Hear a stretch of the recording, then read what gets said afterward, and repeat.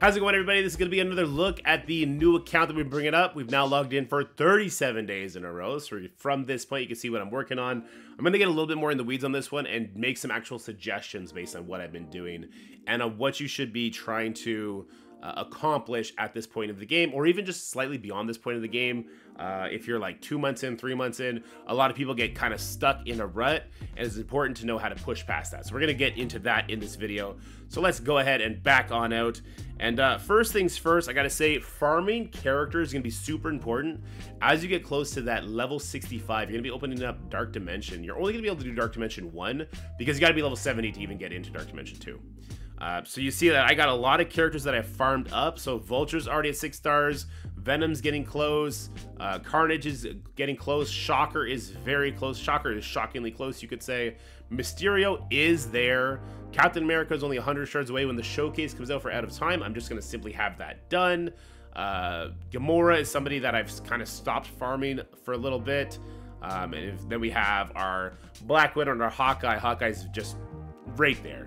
The reason we're doing Hawkeye and Black Widow, even though they aren't built up and they're not really going to get built up, is because they will be instrumental in unlocking a bigger Doc Ock. He needs Wave 1 Avengers, right? And I still got to build up another one. That's going to come in time, but I'm still laying the groundwork for my Sinister Six. They're still the primary team I'm interested in as they separate into 2 Great War and Crucible teams. And in the early game, it's important to have as many teams as possible, and Sinister Six just fits that role really well.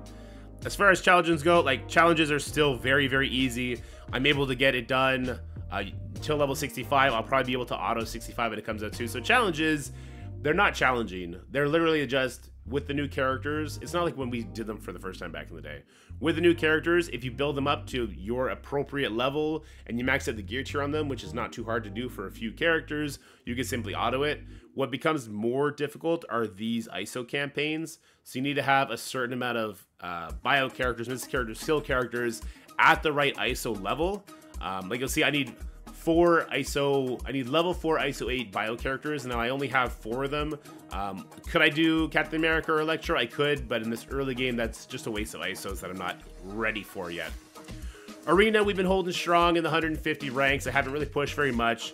I've been told that if you do put more time and effort into Arena, you can kind of get into the 50s, but I'm seeing teams like this with a Spider Weaver, with the full Extreme team that I unfortunately didn't start the game when they were having their unlock method, so I can't really do that. But if you did have the Extreme team, you should be able to push in the Arena, and you should make a habit of doing that. Events, we're still going hard on events. Now, as soon as we unlocked Void Knight, we were able to do the entire story here. And now that we've unlocked Gwenom, we could probably go ahead and do this entire story too. This is something we're going to aim to do before the 9 days are up, just for the first time rewards. I don't care about farming teal gear at this point of the game. It would set me up better for the future, but it would make getting to the future take longer, if that makes sense. So I'm still focusing my farming on the orange gear and some of the purple gear, but God, I wish they had blue gear this event campaign. Like, the fact that it starts off at purple is horrible, and I've given that feedback. Hopefully that changes soon. Other events, some of these events are hit and miss, right? Like, some of them I can't even take part in. This race at the top, obviously I can't do that. The Lunar Festival, this is a spending event only, apparently. And at a certain account level, they don't even give you the offers in the store if you were so inclined to go hard on it. The Forage event, I'm not going to finish it. I started the event late, but there was also some events during this month that new players couldn't do. And I guess that's just intended, so don't stress over it not completing this.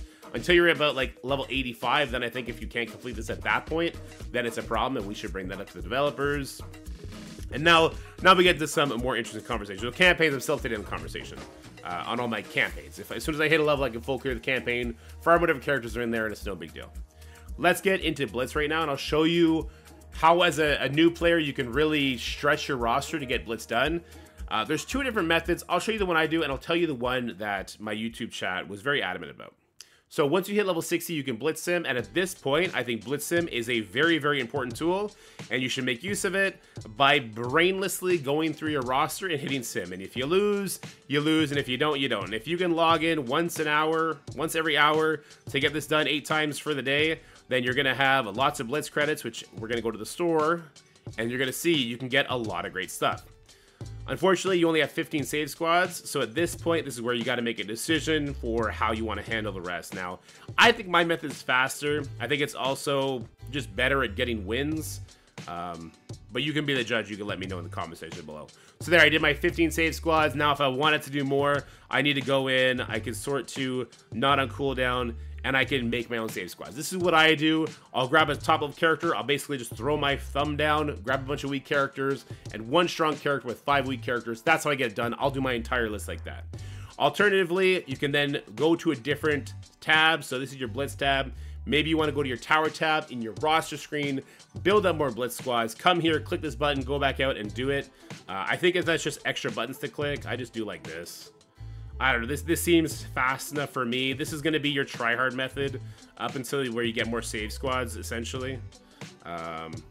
You'll notice I'm using some Blitz cores because I only have a certain amount of characters that can do the Red Star Blitz, and I kind of put a lot of effort into that one to try and max it out, which, by the way, is something that I'm capable of doing. I am capable of finishing the Premium Blitz as well as the Red Star Blitz on this one day where they're available, and I think that's great. Gives me hope when I get hit milestones, and I think Scopely should hear that feedback and lean into it. Players, when they can finish milestones, when they can finish events, it gives them a sense of accomplishment, and then they're more likely to play and compete in other events. So hopefully that they could hear that feedback and do something with that. But here we go. This will be our second last rotation. We lost it. Don't care. Keep going again. And we lost that again. That's actually good. Now we've dropped down tiers. We can go from there. So what I want to talk about for the Blitzer, we'll do this for the Race Store too, is just I've shifted my priorities, and I think this is the time where you start shifting your priorities. So if we go to the Blitzer, you see that there's characters farmable. I basically have 90% of these guys already unlocked because I was doing the Blitzer. Now, obviously, when you get these Blitzer, just open them because you can't do anything else with them. So we open them, we get a bunch of character shards. We got 30 Mockingbird, that's great. We got 10 Shang-Chi, that's great. And then the rest is kind of not great, right? So I've shifted my priorities. Instead of opening up 10 here for 3,500, I've started directly farming characters, particularly the cheaper characters. So I've started to farm Electro to get her up, Rescue to get her up, and Gamora to get her up. And the reason I'm farming those 3 characters is obviously Rescue's on the raid team. Gamora is a great standalone war character with just Nebula, who I think is actually in the store as well, if I'm not mistaken. She's in some sort of store. We've been getting her passively as well. I guess she's not in this one. And if you really want to, you can also start farming Shang-Chi. I don't think Shang-Chi is a bad character by any stretch of the imagination. He's going to be a great solo character for, again, your war and your Crucible with his kick. I just think that there are better characters coming out that you can get your hands on. Alternatively, you could start using these tickets to farm up a defender. Luke Cage is a good example of I believe it's a defender that could be used for the Doc Ock. It's something that I'm starting to consider. Here, let's just find out. Yeah, so Luke Cage. I can start farming up Luke Cage for this store. It would be a very quick way to work on my Doc Ock. You know what? Let's go ahead. Let's make that change right now. Let's start farming Luke Cage. Because with Blitz Sim, I have so much more Blitz credits that I can start playing around with. All right, so that'll be it for Blitz. Those are your 2 methods. Make save squads or just do the 1 strong character. Throw your thumb down, grab 5 level 1 or 4 level 1 characters to go with them and go from there.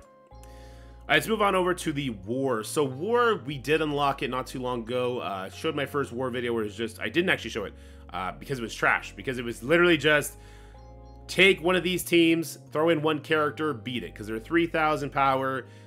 This will be the case if you organically unlocked War, you and your alliance. But if you just dropped in to an alliance that had War, maybe you're starting to see some defensive teams, not like these, because these are very easy to beat, but maybe you're starting to see 100,000 teams that you can't face at all, but you are at least getting your, where would you go, league info, you're at least getting your win-loss rewards. So right now, we are averaging, we win every time because it's just shield operatives, and we have a very active early player alliance. We're actively getting around 3,000 war credits every war, so around 9,000 credits per week. Now this store is a lot harder to talk about because we don't see all the options. In fact, we see none of the options that I have interest in buying here, nor do I have the credits to do it if I did see them. But I have asked developers for a list for War and Crucible store characters, and I'll make a video dedicated to that on who to farm in the early, mid, and late games. So look forward to that. But cliff notes for the War Store, I'm focusing all my credits on unlocking Ironheart MK2 because I need her for an eventual tech raid team. And then I'm dumping everything else into Carnage up to 7 stars. I'm going to bring him all the way to 7 stars because that's going to be my main team for raids. It's going to be great in Crucible, so I don't mind doing that. The rest of these characters, like, I don't care to unlock Maria Hill. I'm in no rush to get Omega Red. Omega Red's going to do nothing for me. Echo, I don't care about getting her. If I get her through premium orbs or basic orbs or whatever kind of orbs, that's fine. Same with Ghost. I don't care about getting more stars on Jubilee. Also, there's more options for her. Cable Minerva, like, I don't care about these characters. And then when we look at the gear, every single time you buy blue gear, Scopely wins. Stop buying blue gear from the stores. Let's, as a collective group, put pressure on them to fix the blue gear economy. The fact that 10 blue pieces costs you 600, which is going to tax you. Carnage for 20 shards costs 2,000, so 30 blue pieces is the equivalent of 20 Carnage shards. I think that's trash, and I hope they eventually fix that. But yeah, we'll have a farming guide out for raid stuff soon. Sorry, for war stuff. And then we got the raids. Now, raids is something very important that you kind of don't have control over unless you're your alliance leader. I push my guys very hard. As the leader, I'm pushing the difficulty of these raids. We've now done the difficulty 3 on beta, difficulty 1 multiple times. Our ultimate 7, we've done difficulty 1, and it's time to push on. So when you feel like you are able to upload a node, hit auto, and walk away, or you're able to sim an entire raid, it's time to move on because the rewards get better and better and better for each difficulty reward you do.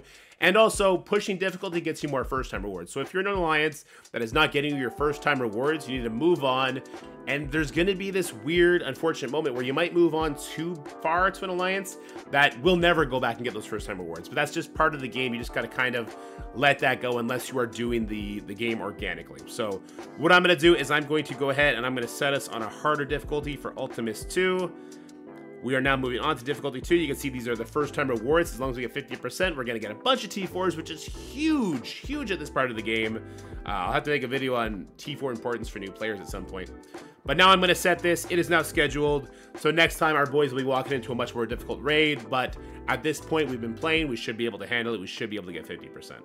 Same with beta 2, so let's go ahead. We're going to schedule difficulty 2. Again, you can see those first time rewards, 50%.